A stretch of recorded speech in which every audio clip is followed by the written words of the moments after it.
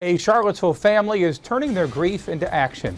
Robyn Hightman was killed in a bicycle accident in New York a year ago. Her family shares how they're keeping their daughter's memory alive while saving others from the grief they endured.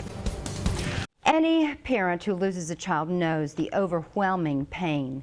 For Charlottesville's Jay Hightman, the nightmare became a reality when his daughter Robyn was killed while cycling in New York City last summer.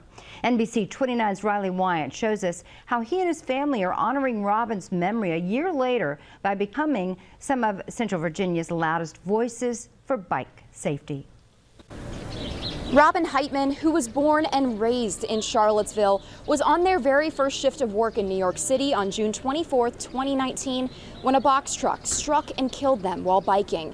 Since then, Jay Hightman's whole world has flipped upside down, not only through tragedy, but through advocacy. We don't need to live in a world where losing someone to road violence, to traffic violence, is acceptable. At just 20 years old, Robyn had a life of cycling and adventure ahead.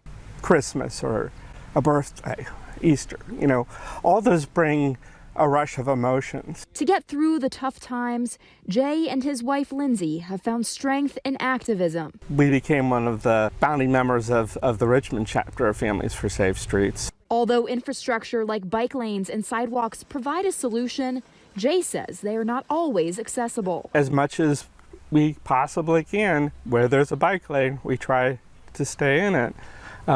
However, it's not always possible. Robyn is not the only Hightman child that has been struck by a vehicle while cycling. Rachel, who is an extremely good cyclist, twice was hit by vehicles.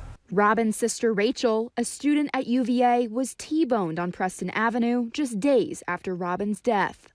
I nearly lost both my children in a 2.5-week period of time.